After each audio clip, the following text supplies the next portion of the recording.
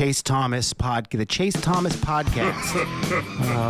My nephew needs me to record. See, I already hate it. I hate it. All right, hello, and welcome back to another episode of the Chase Thomas podcast from still the aforementioned Chase Thomas, coming to you live from Knoxville, Tennessee, Everything School HQ. Joining me from Rocky Top Insider, it's Ryan Schumpert. Ryan, good evening, sir. How are you? I'm doing well. Excited to finally be at game week and to get to the good stuff here this Saturday. So week 0 had a couple solid games, couple little bit to scratch the itch, but excited to fully get going and for the Vols to take the field Saturday in Atlanta. We are doing it. All right, Ethan, you're not going down for the game. Obviously, Ryan is to cover. You're not making the trip? No, I am not. I'll be staying at home and being on the news desk and writing about a whole bunch of different games. So you might be in trouble, Ethan, because of the by far the biggest game of the day is also at the same time. Yeah, Texas, Ohio State. It's brutal. It really is. It sets up great for Tennessee to potentially hide its offense and just for people to be like, oh, Tennessee won 28-13. They probably look pretty good against Syracuse, especially if it's a lopsided score in Ohio State, Texas. If it isn't a good game, someone has to be whining about one of Arch Manning or saying that's perfect stuff. You say that, but I don't know if y'all saw the dispute now between Fox and YouTube TV that has to be resolved by Saturday. So if it's not resolved, then guess whose eyeballs are all going to be on Tennessee, Syracuse at ABC? Now that would be trouble. This happens every single year. Every single year at this point. People are too greedy. That's what I say. That's what I say. YouTube TV has to come to a deal here in the next couple days, or folks, college football fans, will not be watching Texas Ohio State on Saturday. Is there anything else decent on at that time, or is Tennessee Syracuse the let's see here, you guys sneaky really good games on Friday night. I'm super excited for the Friday night slate. Baylor, I have Baylor winning the Big 12 this year, so yeah, I'm very excited. I'm very high on Cy Robertson. That was the guy I wanted in the spring portal. Tennessee could have gotten one guy, Cy Robertson, 1 year, perfect 1 year rental guy in that scheme with Jake Spavital. It's really good last year, thrust into action at Baylor. Good offense. Good takeaway. That was actually the good fun part of the game on Saturday. Is it was just part one of a look at the quarterbacks that Tennessee flirted with. Avery Johnson would not have been good. Yeah. Wait, who? Avery Johnson. Oh, I don't know. Avery was good in that game. Avery was good in that game. He was good at running the football. He was really bad at throwing the football. He had 2 very, very good throws that upped his average yard to 9.1 instead of what it probably should have been, which is 5.7. He 40% of his yards came from 2 throws. That's fair. Why? I was looking at the Friday night slate here. We've got Ryan's locked in on Tarleton State Army. Yeah. That's a big one for him. He's got I didn't realize Tech in Colorado was also Friday. Georgia Tech Colorado is going to be a good one. Auburn Baylor, obviously. I wish they were a little more staggered in the start time. They both start at the exact same time. Yeah. Give me a 8:30, 7 Eastern start for those 2 games. There you go. I'm also kind of surprised Tech is a 5-point road favorite. Yeah. I was a little surprised by that line too. Interesting. Yeah, it's going to be a great weekend. And then, it's just, there's so much good stuff from Thursday, Friday, Saturday, Sunday, Monday. It's going to be great. Like Ryan said at the top, though, I do wish Texas Ohio State was not at the same time as Tennessee, because I don't know if there are Tennessee fans who are going to try and do both. I'm not that guy. I'm not a dual screen. With Tennessee, that's just not how it's going to be. I will watch. I'm taping Texas, Ohio State separately, and I'll go back through it and watch what I want to watch later on. But yeah, I'm not. You want to know the sneaky beautiful game on Saturday in time? It's especially great for me as I roll back into town. UCLA Utah late night. A little Nico Iamaleava late night hate watch for the good folks. Great take. Yeah. It's like 11 o'clock. I was super excited. Yeah, I was super excited when I saw that. Well, what do we think? Do we think Tennessee fans will actually hate watch Nico all season, or do we think that will die out early on? Or does it depend on how UCLA season and Nico season's going? I think it depends on that. I don't know how much they will actually be watching. I think it'll be more hate stat following from afar. And if they're good, it'll be hate watching.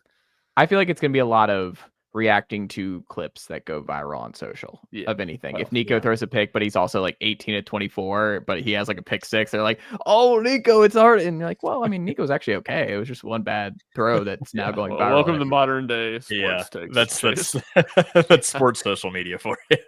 That's true. Well, that voice you hear over there, Ethan Stone of SaturdayDownSouth.com as well. The columns are pumping out.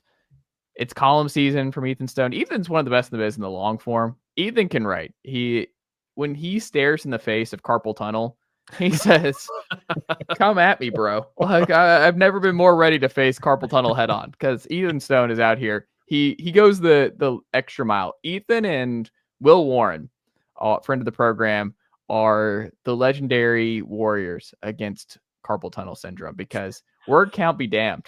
They're going hard at making sure that those columns are well populated with the word count. Do you look at your word count, Ethan? Are you a word count looker or no? No, not really. I'm a word count guy. I need to know. It also helps me know where I'm at and where I'm like, oh, I might need to wrap up here soon. I'm really into this deep. That's good that I'm in company with Will Warren. That's a good compliment. But yes, yeah, I'm not really a like word count watcher. I'm a bit of a perfectionist, so I just stare at the screen for about 3 hours after I'm done, and try and make sure I didn't mess anything up. So that's Shump can't do that. He's got to send it in. He's got to keep it moving. And he's like, outside of the Lane Kiffin column, he's like, nope, got to keep it moving. Did the best I could. Content never sleeps. On to the next one.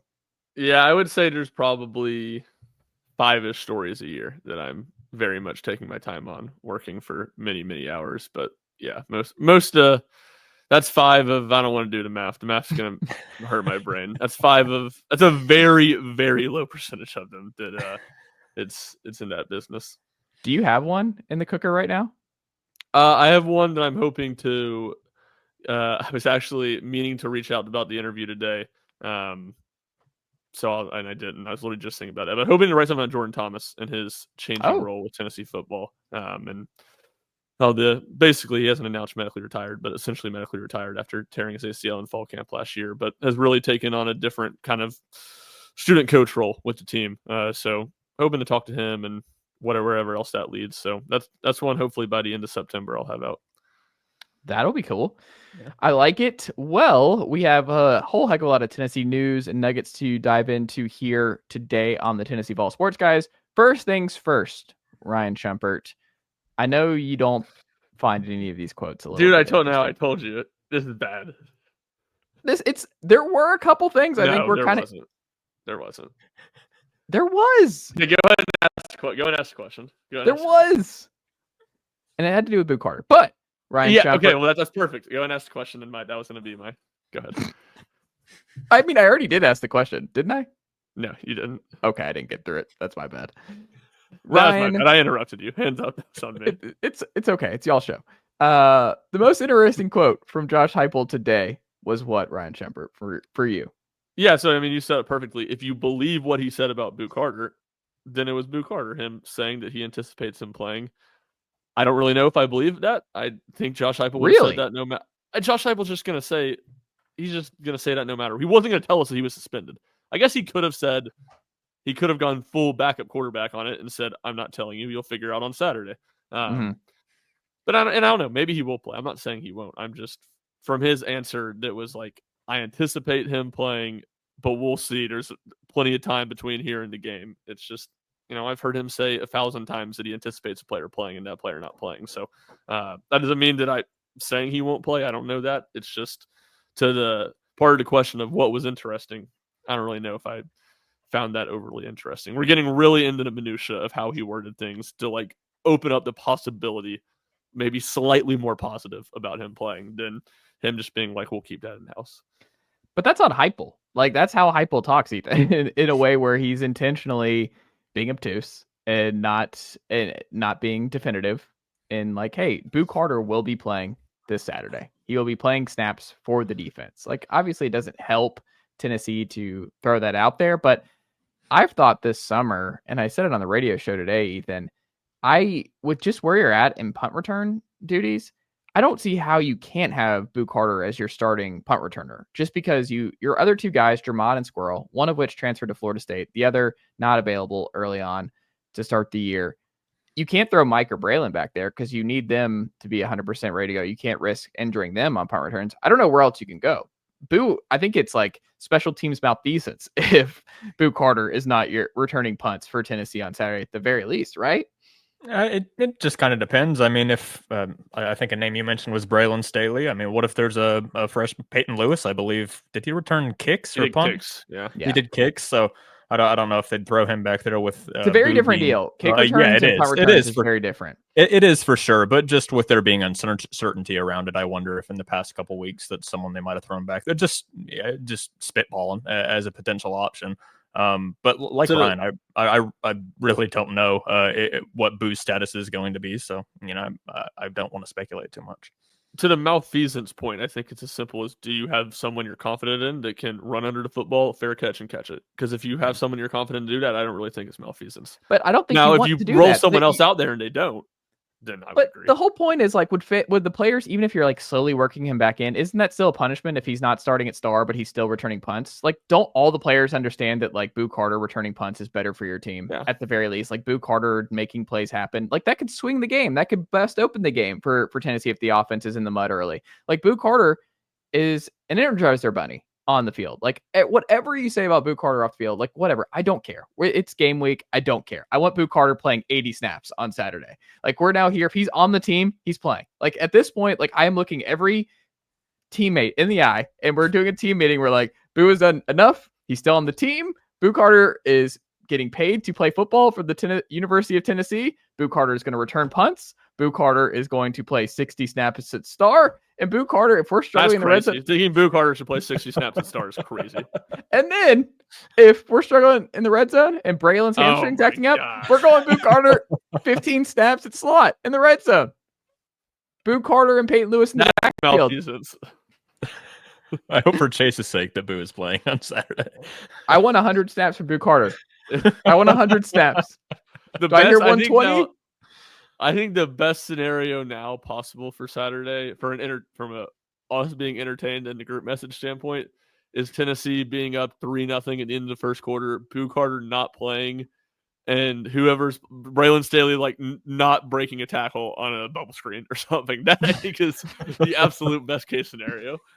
Oh, the group chat's going to be in shambles anyway. Like there's just all kinds of great stuff that we're just going to see here. That Saturday is just going to be electric stuff. I've missed it. I've missed the baseball group chats, the basketball, football. It's a great time. It's unfortunate for all the good folks and fans of the program that do not know the legend that is the Tennessee Vols Sports Guys group chat. But I do think Boo Carter, you know what would actually be worse? That actually send me where the group chat is like me in all caps, which some great meme, Sopranos gifs or something, or Seinfeld, anything, or Curb, whatever, is Boo Carter being allowed to return punts, but they are clearly making him fair catch all of them, even when he has space. I think I might actually become the Joker in that scenario, where if it's clear that they're not letting him return punts. Stupid. Yeah, I don't really see that being a scenario that happens, but I'm with you. If that does happen, that would be really stupid. That would be the worst. I just know what I'm going to go ahead and fight against is when if Boo Carter is back there returning punts and he doesn't catch one and lets it drop and roll, let's get this out ahead. That's not a Tennessee thing because you're going to try to pin that on Tennessee. Even though no. Boo Carter was like catching 50% of the punts he could get to last year. Yeah, no, I think it's more of like if he's like waving the fair catch signal, like the ball's like 20 yards away, where you're like, oh, clearly they're just like not even giving him an opportunity. They're just like fair catch every single one of them. And I would say though, if that's the scenario, like why would you even have him back there? You know, right? Yeah, why would it let Boo Carter make plays? Do that? Yeah, sure. He's your best playmaker. What are we doing? He's on the team. Yeah, sure. Gotta play him. I'm not going to say anything one way or another on that. I'm already fired up in that. We don't even know how he's going to use him yet. Now, I've already talked myself into Heupel just saying that Boo Carter's going to play. And now I'm just going to be completely annoyed at Heupel's deflecting on actually how much Boo Carter's going to play. Well, here's another question with you, Chase, from the Heupel press conference. Because you sent a chat. Did you interpret his backup quarterback thing as thinking like McIntyre's going to be the backup? I interpreted that as he knows that McIntyre generated a bunch of buzz in fall camp and knows that they're what they want to hear. I think he knew that media wanted him to say that, like, put it on record as like, is it going to be an or situation with Merklinger or McIntyre, or did McIntyre pass Merklinger based on the fall camp? And he's not going to do that. It's going to be an or, right? Like, I would be completely floored if it's not Merklinger or McIntyre. But yes, I agree, which is why some of the hype stuff just drives me up a wall. Why does it matter? Yeah. If it's an or, why would you not just tell us today? Right. Also, the great part about all this, Fran Brown thinks Holden Stays is on the Tennessee football team. He, in his quote today, was talking about tight ends. He goes, 87 and 19 at tight end are good players. Fran Brown doesn't even know who's on the team. And we're worried about saying or for the backup quarterback of giving Syracuse an advantage. Come on. That's incredible. Know who's on the team. That's incredible. He also Ethan listed Davis. Jeremiah Thielander. He also listed Jeremiah Thielander. He goes up front. They got 19. Joseph's is really good in 22. And I don't know if he thinks Jeremiah Thielander plays defensive line or if he thinks Amari Thomas is still on the team. So I'm not sure. I mean, Fran Brown press conference today, electric factory. He hates the Syracuse media. Really? There was a more than Deshaun Foster hates the UCLA media because I don't think anyone hates the media more than Deshaun Foster. He hit one with because he was trying to be like, no, I don't get up more for the Tennessee game than any other games. I'd be fired up if we were playing FCS Southwest, essentially. And then someone asked the question, kind of phrasing it like, so you're not fired up to face Tennessee?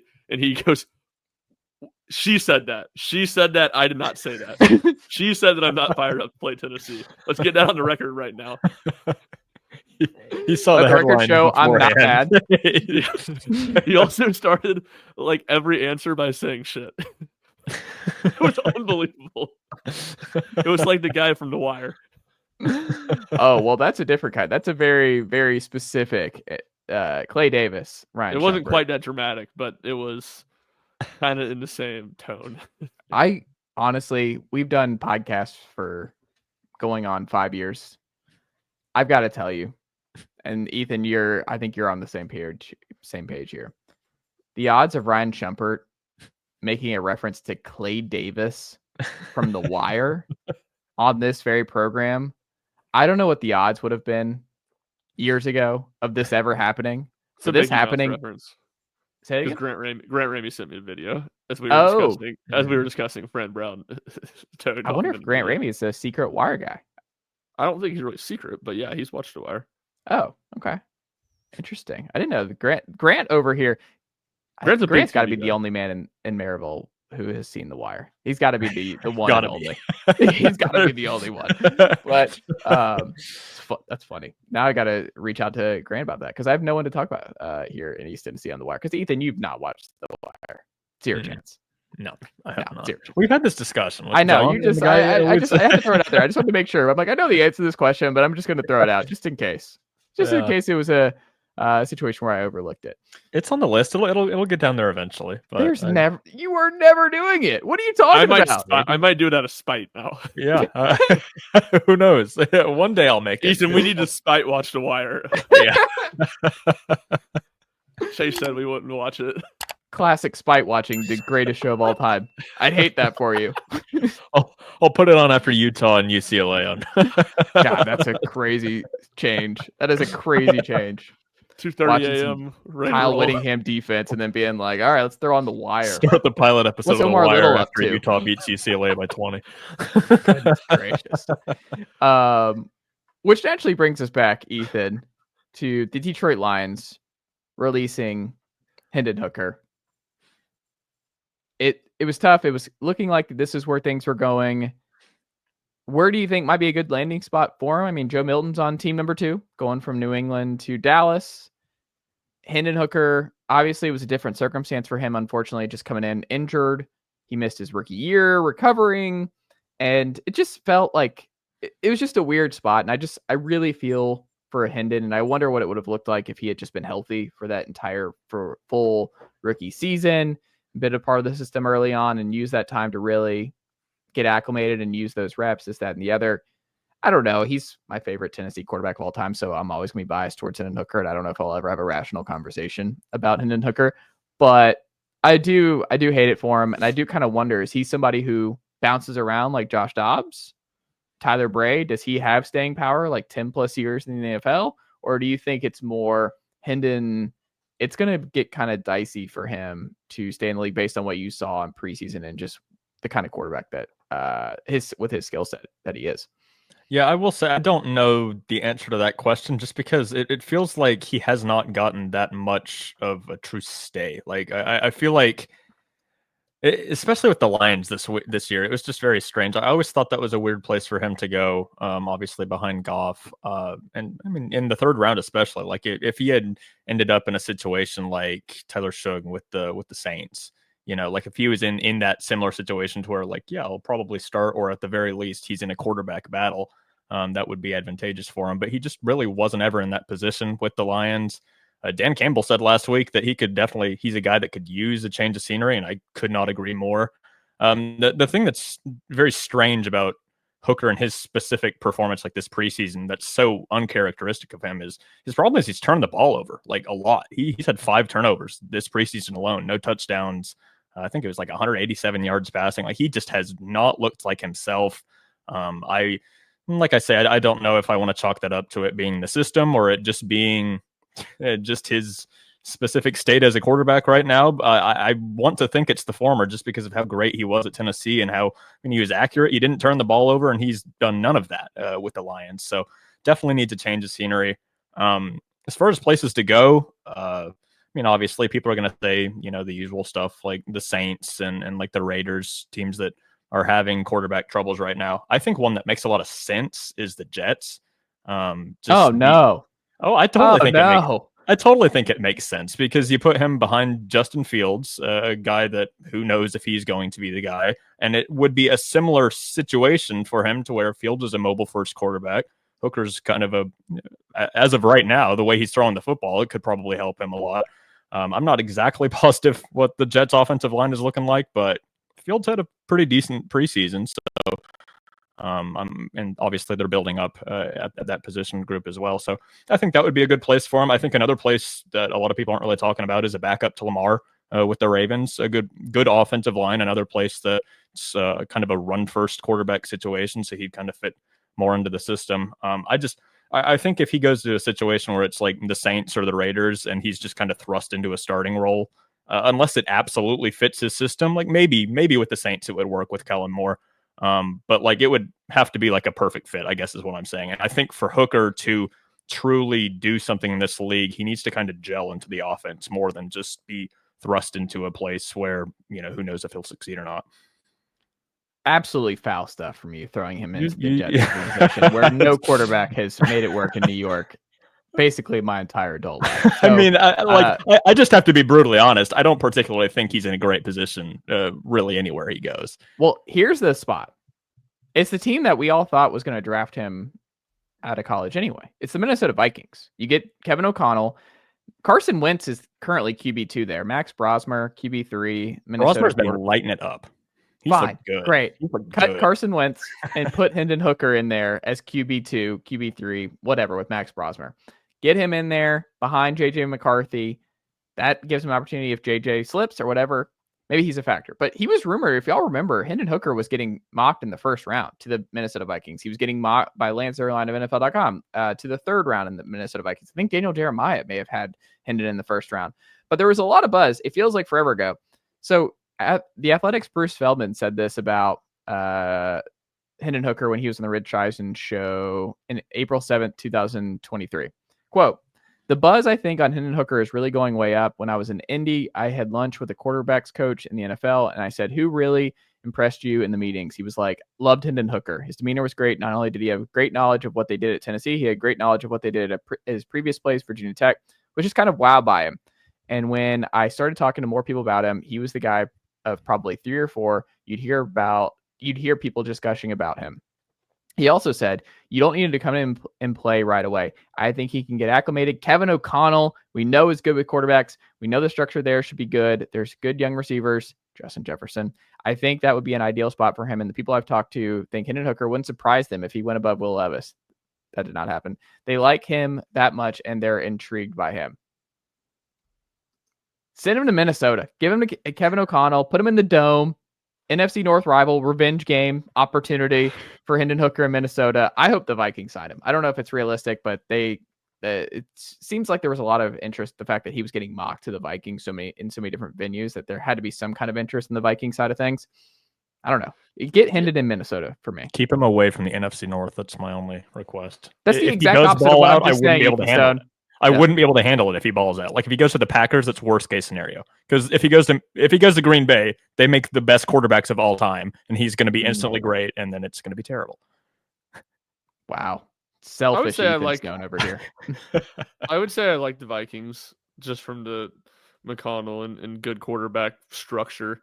Look, I think the thing that's hard about this conversation is I don't think we need to be talking about Hendon Hooker in the realm of starting games in the NFL right now. I think we need to be talking about him on getting his feet under him and getting comfortable in a system and really learning it and being able to stick to backup, because that's what I think is hard about this. I think a lot of people are naturally pointing to Tennessee's system setting up quarterbacks to fail today, which, might be true to a certain extent. I don't think it's fair to the extent people are saying.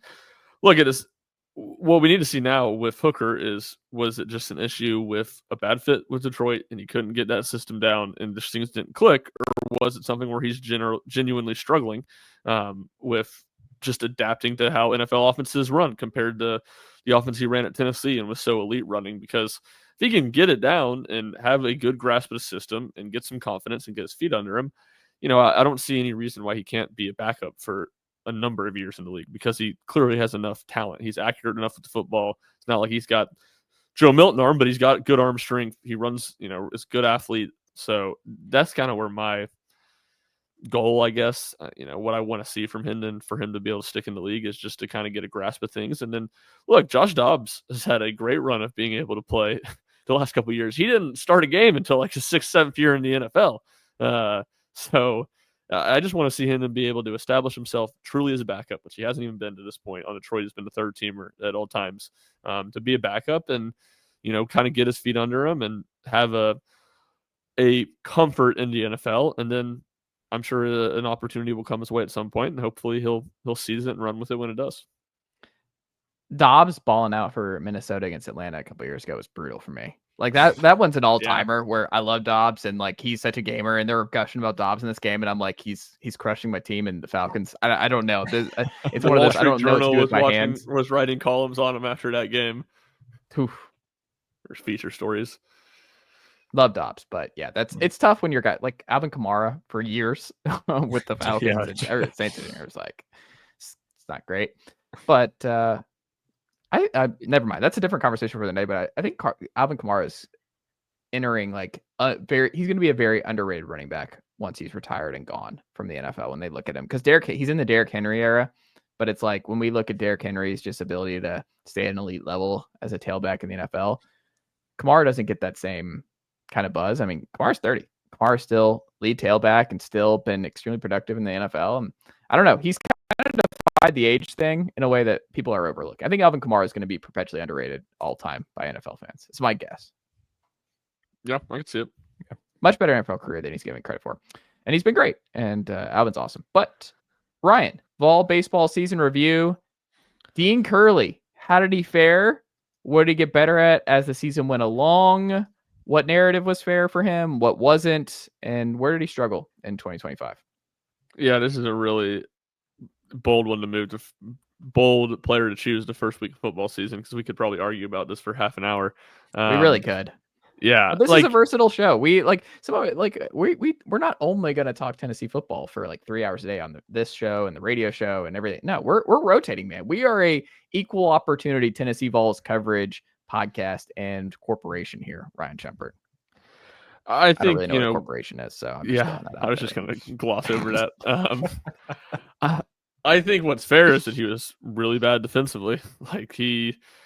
struggled defensively, and for a team that, for a portion, I'm not going to say a large portion, but for a portion of the season, it didn't feel like they could really get out of their own way or find any footing. It just felt like they didn't have room for big mistakes defensively, and he wasn't the only one that made them by any means. But he made them on some routine plays, and he made more of them than you'd like to see at important spots in the infield. I think just his hate as a whole, people who wanted him out of the lineup, I thought that was ridiculous. He had a stretch from the season where he didn't hit for any power, which obviously was not ideal. He did a good job of still getting on base during that stretch. His on base percentage, most of those weekends where he didn't hit for power, was still solid. And then down the stretch of the season, he was one of their best hitters. Like, he was really their second best hitter the last month of the season. And I never saw a pivot to giving him a lot of love for being their second best hitter as they kind of started to, again, I think turn the season around, maybe a tad dramatic, but starting to get their footing under themselves and to make it back to a super regional in a down year. So those would be the things to hit on. I would say that it was more, he just got a ton of hate, some of it fair, some of it not as much fair, and more about, I think, the expectations that were on him. Yeah, maybe the weirdest part, I mean, obviously the defensive stuff was just bizarre all season long. You feel bad for him as the season went on, but the talent was there, and he still hit pretty well down the stretch. The weird thing about Dean was the power to me, where it never came to get Tennessee. He seemed like he had the frame, the launch angle, all that kind of stuff, obviously hitting in LNS. I didn't really understand why Dean was not a home run guy. He started off hot his freshman season last year, and then he kind of went cold in the second half of SEC play. And he went something crazy in terms of from one home run to the next last year, right?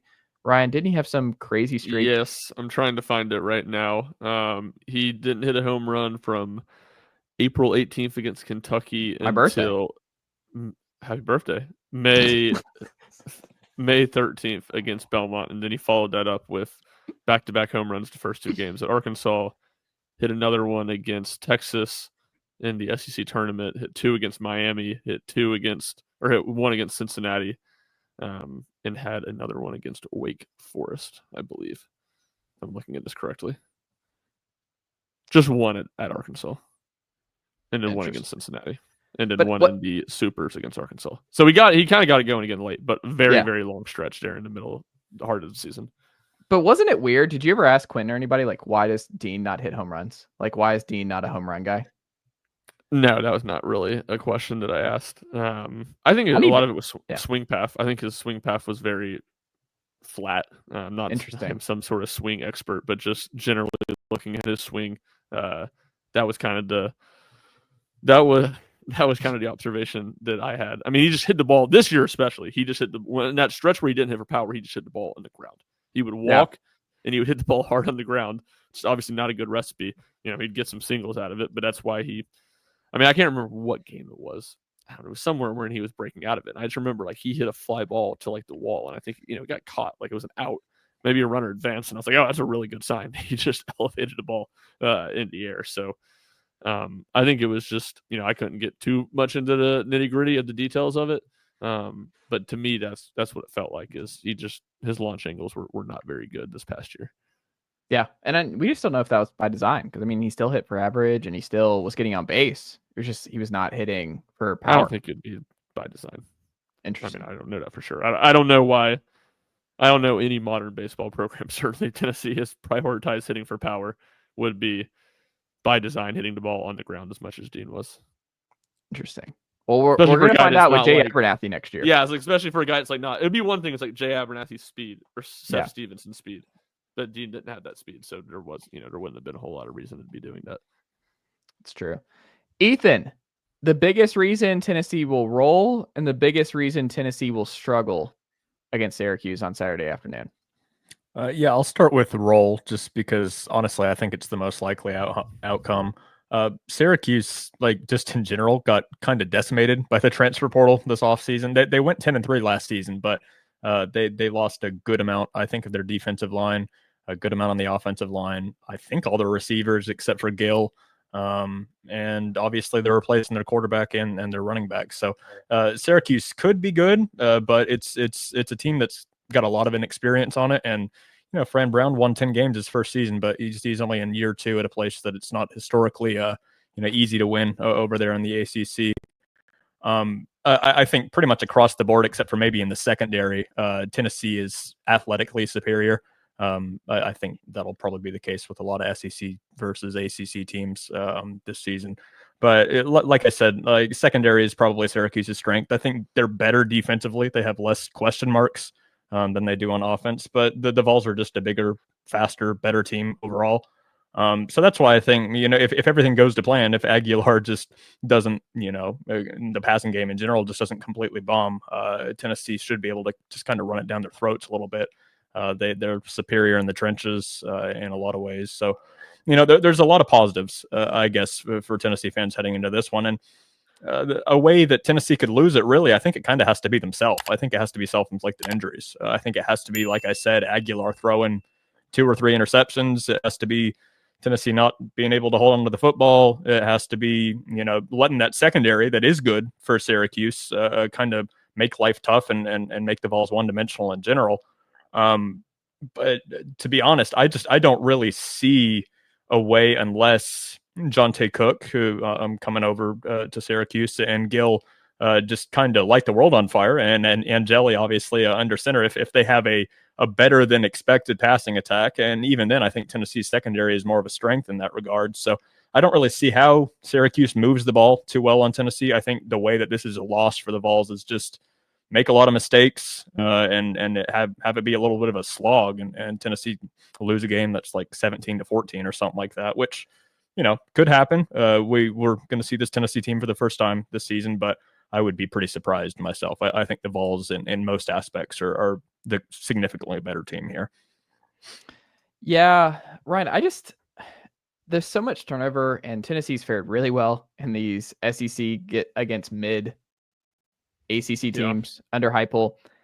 And yet I have no idea. I genuinely, this has been, I thought Tennessee would smack NC State last year. I was surprised Tennessee was in as much of a dogfight against Pitt as they were in 2022. I think we all obviously probably thought that they would smack Virginia 2 years ago. But I think there is just because Fran is such a good coach and that this is a program that won double-digit games last year, that even with all the turnover, there's still so much uncertainty with Angeli, but there are folks who really are big Angeli believers and obviously good coordinators. That's the other part of it. It's Syracuse has a good staff and a lot of turnover. We'll see what that ultimately does, but they have something that Tennessee also has, which is just a whole lot of new faces on offense, and it's going to be messy, I think, early on. I don't really know what to expect out of this game other than I would be surprised if this is a high scoring game. That's the one scenario where I'd be surprised. I don't think this has the makings of a back and forth 35-38 type game. I think this game is probably going to be decided by Tennessee's defense, where they just make enough plays and just cause enough havoc, especially with Syracuse front 5. My gut is this is Tennessee 23, Syracuse 10. I think this has the makings of an ugly low scoring game is my guess. Cause I think Tennessee's gonna be careful here. You're breaking in so many new linemen, breaking in new starters at wide receiver, breaking in a new quarterback, new running backs. I have a hard time believing Heupel is going to unveil too much with Georgia 2 weeks away in Athens. In Knoxville. I don't know. That's my gut. I tend to agree with the assessment that it's not going to be high scoring. I don't necessarily think it'll be as low scoring as you said. That wouldn't shock me. I would certainly have it being a little bit higher scoring. I don't agree with the whole Josh Heupel's not going to want to show a lot. Maybe he doesn't show as many wrinkles or pistol stuff. I don't think he's gonna start the game playing super conservative because he doesn't want to show Georgia stuff. I think he's going to start the game aggressive. If they struggle hitting some stuff, then he's going to play conservative because he wants to win the game, and he knows that that's it lessens the possibility that they could lose if you play conservatively. I think that's the thing that you got to feel good for Tennessee. It's as much turnover as Tennessee has, I think Syracuse has even more. And when it turns into these potentially messy new look teams at the end of the day, I think the team that's just better on the line of scrimmage is going to win that game 9 times out of 10, and Tennessee's better on the line of scrimmage. So I think Tennessee, Heupel will, not to say he's going to be just four verts every play, but I think he'll be relatively aggressive early, running the offense like he would like to run it. And then if they're struggling to pass protect, if Joey Aguilar is forcing some things, making some mistakes down the field, he'll pivot if need be. So I've been saying, kind of to your point, to me, it feels like Tennessee will score somewhere between 24 and 30 points, and Syracuse will score somewhere between 10 and 17 points. Okay. I like it. Final two here. Ryan, ESPN S&P Plus, buy or sell that Tennessee has the number 4 defense according to S&P Plus this season, or the number 33 offense, which is more likely for Tennessee to hit? I think it's the offense. Like, that's just such a high number for the defense, frankly. Yeah. I mean, Tennessee's defense was really good a season ago and finished 8th in points allowed per game, which obviously some other factors can go into that. Case in point, the Vanderbilt game when they gave up a kick return for a touchdown and fumbled at their own 25 the first 2 minutes of the game. But there's just enough questions on the defense. I mean, we hashed this last week. I don't like the depth of defensive tackle. I think there's question marks about how good they're going to be at edge rusher. I don't think there's really. I think the floor is pretty high there, but I don't know. I don't know, and I don't necessarily think the ceiling's not high, but I just don't think that's a guarantee. You have your best player on defense is not going to play the first month of the season. We'll see what he looks like when he gets back. I think it'll be about the first month of the season when Jermod. Speaking of, did anyone ask him about Jermod today? I didn't see anything. No one asked. I think it was just kind of a foregone conclusion. He's not playing this week. I did my part. I asked about Boo. Were you the one who asked about Boo? Yeah. Okay. And then, that's the other thing. Boo Carter, who I don't know if I'd go as high, is saying that he's the second best player on Tennessee's defense, but he's certainly one of the better players and one of the most talented players. And we don't know what his status is going to look like all season long. I think he'll be out there playing, but who knows? That's just a tentative situation. So there's just enough question marks that 4 feels high. And even though, anybody who's listened to Chase and I yap it up on this podcast knows we're pretty low on the offense, generally speaking. Ethan's probably a little bit more confident, but 33 is just manageable. Like, they don't have to be great to be 33. So I can see them getting to that. Oh yeah, Ethan is an Aguilar Army member. Like he's in on the Aguilar experience. Like he's all the way in. It's gonna be electric stuff in the group chat. I think he'll be Aguilar fine. Is a better word for it. I think he will be fine to above fine. I think he will be better than mediocre. Back. I know Ethan is so ready to pretty good. He'll be good. He'll be pretty good. That's a good way to put it. We took Emeka Okafor and Karan Butler. They're not bad. We can't take every guy. I actually think Tennessee. I'm gonna pivot. I think Tennessee's more likely to be closer to number 4 in S&P Plus in the year than 33. I think Tennessee's somewhere in the 10 to 15 range defensively, but I think there's so much more volatility on offense where I think they could be like in the 20s offensively or the top 10, top 20 in offense. Like there's so many different ways this offense could go this year. I also could see it going the other way where it's like in the 50s, 60s in terms of S&P Plus. Like if things really fall off the tracks, if you have some injuries, like I don't know. I just think the defense is very, very is going to be in the ballpark of number 4. Well, this is Chase. Thank you for opening the door. I haven't had a good moment to bully you on the podcast. That logic's just bad. If you're saying you think the defense is going to be 10 to 15, yeah, the gap from getting to 10 to 4 is so much harder to eclipse than an offense that can be anywhere between 20 and 50. Okay. And 33 is the number. That's like 40% of it. Where, once you get higher and higher up, it's really hard to close that gap. I'm sorry. I'm not a math guy, Ryan Schumpert. I'm not doing the math on the top of my head here. I'm sorry. It's not a Goodwill Hunting situation. I'll be nice to Chase. I do agree that I think the floor for Tennessee's offense is around 50. I really don't think the bottom is going to completely fall out just because I believe Heupel will put a good run game together. I still think that this is offensive line and the running backs, the 3 running backs that Tennessee has are going to be pretty solid. And like I said, I like Aguilar. I think he'll be an at least average to above average passer, which makes me believe that they'll be sitting around 33. Honestly, I think that's a 33, 40-ish. I think that's a fairly good take, really. Can I, to put a bow on it, can I tell y'all what S&P Plus had Tennessee's offense going into 23 was? Sure. Was it 33? Number 2. Number 2. Number 2. Joe, That's crazy. Joe Milton Yes. does Number 2. incredible things to people. Yes. like incredible things to people. That is insane. Even past quarterback, because that's where I think is Yes. typically the downfall of these analytic-based systems is they don't give enough credit to quarterbacks. It's kind of a middle ground. The media probably gives a little too much. Tennessee lost Cedric Tillman, Jalen Hyatt, multiple starters on the offensive line, including Darnell Wright, who was Princeton Fant. Princeton Fant. They lost even past Hendon Hooker. Even if you talk yourself into Joe Milton being really good, that's crazy. Do you know who number 1 was, Chase, by any chance? I do not have that in front of me. Like But I do know Ohio number State 2. or something like that, or Michigan. This is maybe? bad for Bill No, Connolly's I brand. wouldn't have been that. In my Washington, brain. I don't know. Yeah, I'm not sure. That's but I'd have to crazy. go back That and- Tennessee's too. I would never have guessed that in a million years. Going into the 23 offseason was a special time because Tennessee, the orange throws, the cannons, the Joe Milton waited his turn narrative, all of it, blowing out Clemson in an embarrassing fashion. Like the vibes had never been higher. Like Ramel and Joe and Times Square together.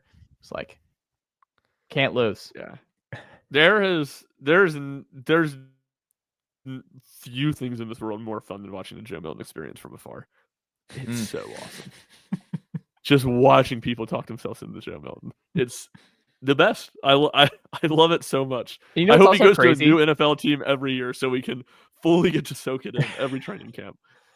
I will also say it's bizarre how different I feel about Hendon Hooker and Joe Milton and the experience. And just like my just where I'm at. I'm like just the Hendon Hooker experience. Like I'm emotionally bought in. The Joe, like you said, could not be more emotionally distant. Or it's just like one of those where I'm like, I'm completely out. Appreciate, wish you the best, but I'm glad we're not on that train anymore. For Hendon, I'm like, Hendon, what do I got to do? Do I need to be the conductor? What do I have to do to get you on the right path? What do I have to do, Hendon? What do we have to do? Final one here. Ethan, SEC team that you feel the Vols are closest to as a whole is who? Who do you think when you look through all the SEC, you're like, this is the closest comp? They're right there with Tennessee this year in the SEC. I don't know how you guys are going to react to this, but I'm very confident about it. I think it's Mizzou. I think it's Mizzou. Like, here, wait. Let me read this off for you, Chase, before you react too much. I don't hate this pick. I really don't. Both have transfers at quarterback. Both replace their production from pretty much everywhere on offense. They were Luther Burden and Theo Weiss, both gone. Obviously, Tennessee lost pretty much their entire receiving core. Both were replacing all of their production at running back. Heupel's going into his 5th year. Drink's going into his 6th. Both have 2 10-win seasons across the past 3 years. Both have easy schedules this season. Both have similar offensive styles, stylistically, production-wise. I think they're both more likely to be better on defense this season. Their turnover margins are similar. Both of them are replacing a lot on the offensive line. Like, it's kind of crazy when you go down the list. The only thing that they're really different in is penalties. Mizzou doesn't commit a lot of penalties. Tennessee does. And that's about it. Maybe time of possession. I believe Mizzou is a little higher on that. I don't know exactly what they were last season, but they were at different ends of the spectrum there as well. I think there's a lot of differences as well. Like Drink is a bit of a cornball, and Heupel's a little more milquetoast, as we kind of discussed a little earlier. I think the coaches in general are very different. But yeah, I usually do plain bowl of oatmeal to describe Heupel's personality. Yeah, like the personality wise, they cannot be more different. But like in terms of running a team, they've had pretty similar production in recent years, especially across the past 3 years. I don't hate it. I mean, I think they're both going to be one of those where the record is they're the ultimate. Their record is not who they are teams this year. Yeah, like I think both could go 9-3, and it's not the same as like a Florida 9-3 or a Georgia 9-3 and everything else. Yeah, I didn't even mention that. That was I have them both going 8-4 or 9-3. That's another one. I made a list. It's like 15 to 20 long. I can send you the list. I made a list. There's like 15 to 20 long that are Hold on. so I need similar you in a to lot of say ways. on record on this very program before the season gets started, Ethan, 8-4 or 9-3 for Tennessee this year. I have gone back and forth with this. I think I've said 9-3 and 8-4 in the past 2 weeks, and I'm still going back and forth. So I'm going to say 9-3 and choose joy. That's Okay. what I'm going to do. 9-3, and I will stick with it. I promise. That's what Shump did over there at Rock Top. I did 8-4 officially. Okay, I'm glad you're doing it officially. I didn't like you holding Ethan's feet to the. No, I was to not going to do hot that coals, unless because I was last on year there. you didn't do it. Yes, I'm 100%. It was cowardly by me last year. Okay, It's just Respect. so like Oklahoma is just so tough. I've talked about this 7 times. I feel like on this show, Chase. Like, I just don't do even think not it's know what to do Oklahoma. with that. I think they're going to be up for Oklahoma. I have think no idea they're- what to do with that game. I think they beat Oklahoma. I think they lose one of Mississippi State, Arkansas. I think it's going to be one of the dumb ones, and it's just going to be ugly. I'm That's ready very for fair. it. Arkansas would make a lot of sense. I don't think enough people are talking If about it's that not, game. if it wasn't for the losing The bye in last year, between. and the There's a bye, Yeah. it's Mm. I Arkansas and Chase heard me talk on. I tried to talk myself into Arkansas being the loss. Mississippi State, I was going to talk myself in, and then I looked at DraftKings and their over under was 3.5. Yeah. It's like, am I really gonna pick a team that's over under 3.5 to beat Tennessee? I don't care what a game is. To your question, though, Chase, I like Oklahoma as the comp. Offense, a lot of questions, not super high on it. Defense, I think, is really good. Going to be really The good. problem I with just like Oklahoma- Heupel as a coach a lot more. I think the I problem feel a with lot more Oklahoma, confident about him winning games. I'm That's a more good confident in Tennessee's offense than Oklahoma's this year. Yeah, I don't necessarily disagree. I would just say I'm not overly confident in either of them. Yeah. Both starting a 5-star true freshman tackle, looks like. One on the left side, though. Oklahoma's going blindside. It's a bold move. Bold strategy, Cotton. Let's see if it pays off for him. I feel like I agree on the Oklahoma offense take. I like Aguilar, but I honestly think Mateer probably has a little better chance to be good just because Arbuckle's following him over. Like he's in that system. He knows the system. I think he probably has a slight chance to be a little better. But overall, I think I agree with you. Offensively, I think Tennessee has a little higher. I just like. I have to see a Brent Venables offense work at Oklahoma before I believe that they're going to be able to do anything legitimate. Here's a schedule. This is off topic, but since this is mostly my show, I feel free. I couldn't even say it with a straight face. But I think the 9-game conference schedule is so good for Tennessee for multiple reasons. One, I think they're generally going to get. We'll see if they can get Kentucky as that third team. I've been pitching it. Like I'm sending letters, handwritten to the league office. You can't take away Kentucky from us. It's just a historic rival. Heupel didn't take the bait on that one today either. But back in like 21 at media, I think it was 22 at media days, and like the like Tennessee specific media, like not the main stage, but a little smaller group. He was asked about it because that was after Texas and Oklahoma got announced. And he was like, it's a tough one with Tennessee. We just got so many rivals, but I just think you look traditionally in Alabama, Vanderbilt, Kentucky. I just don't know how you take away those games. I was like, this is art. But the other aspect of it too is like, we've talked about it. Ethan was just talking about it. Tennessee has gotten a really easy schedule the last 2 years. If the league stayed at 8 and they couldn't make up their mind, that was about to flip on Tennessee. And they were going to get a much harder schedule the next 2 seasons. With, in theory, at least in 27, we'll see what 26 and all this stuff's hard to project in the portal era, with feasibly better teams than at least they're going to have this year. So I don't think you really wanted that harder schedule when you were going to have a team that felt like it was more capable of making noise. So that, and then just now it feels like it's going to reset. I mean, you're going to get your 3 permanent opponents, and the rotation stuff's just going to reset. So I think that for multiple reasons was a really good break for Tennessee that the league came to a final decision on that. Who do you think it's going to be? The third. Like, we want Kentucky, obviously, but. Oh, man. I'll say South Carolina because it's going to get weird. I also kind of think South Carolina. I think South Carolina would be good, too, to be honest. Like, I think that would develop into a really good rivalry, and it certainly could be worse for Tennessee. I don't really want to play in Columbia every other year, but. Fair enough. But, the Swamp's the other alternative. So That's I don't really true. want to play. If you're talking about winning games, I don't really want to play there every other year. That's true. I would say, though, to put a bow on all of this, my thing is I don't want to lose. You and I and Ethan, when we're all out, whether it's Litton's, at the office, around town, Food City, anywhere in the greater Knoxville area, what you can't not find is people who want to talk, hey, how are things looking in Lexington this fall when Tennessee travels? We want to keep that streak alive against the Wildcats. One of the things everyone looks, third Saturday in October. No, Not so fast, my friend. What we're curious about is Tennessee going to be able to keep this going?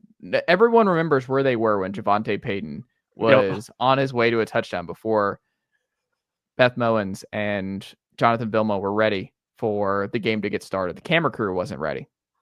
That is where legends are made. That is a series. I've heard a lot of people say that there's nothing more gratifying as a Tennessee sports fan than going into Kroger Field and winning. 100%. Have to protect I-75. Have to. Yeah, it's a quiet, like they leave. There's nothing they enjoy more than quieting down the raucous crowd. The raucous crowd. The meow noises that the PA system makes when Kentucky gets first downs. It's just, you just want to silence it. Like, it's just, coal mine whistle go they anywhere. play in the stadium. Yeah. Like from Maryville to downtown Knoxville. Yeah. Like the amount of shirts that we've already seen this past week, the beer barrel, like everyone wants it back. Like it's just, we're going to see it. Like we're going to see it in the opener where they're going to be at Tennessee, Syracuse. And you're like, what is that? And you're like, it meant a lot to Peyton. So it means a lot to me. And I was like, all right.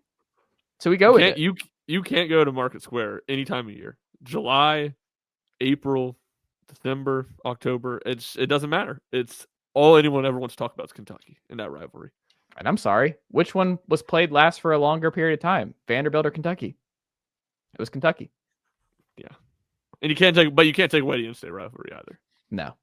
Can't do I would also this is on. I would also drop Vanderbilt and us just do Florida, Kentucky, and Alabama. Oh, that's crazy. What's the point of this whole bit then if you're not just trying to get an easy I'm schedule? not. I'm just saying. In terms of I don't game actually quality. believe that. Jason, I would. No. I mean, I'd be completely honest. Awesome bit, and you kind of just backpedaled away from it. I went for it as long as I could. Florida is the one. I don't think they'll do it, but you just look at Florida, and there's not a for sure one. They're going to get Georgia for sure. Yeah, because they're trying to make LSU happen. I'm just confused why they're LSU either is going to like give them LSU or Tennessee. Yeah, but my thing is, you say that like Tennessee and LSU or Tennessee, Florida, LSU, Florida is like those two teams they've been playing every year since '92, since the league split. But it does feel different. Tennessee, Florida feels very different than Florida, LSU. I don't think LSU sees Florida the same way Tennessee sees Florida. Yeah, that's for sure the case. But Tennessee, LSU, with all due respect, not trying to hate on the Vols on this Vols Sports podcast, they didn't lose 11 straight years to Florida either. So I think that changes the dynamic. Maybe. Ryan Schumpert, Ethan Stone, always a pleasure, and I'll talk to y'all next week. Nicely done, nephew. The Chase Thomas Podcast. Hell yeah.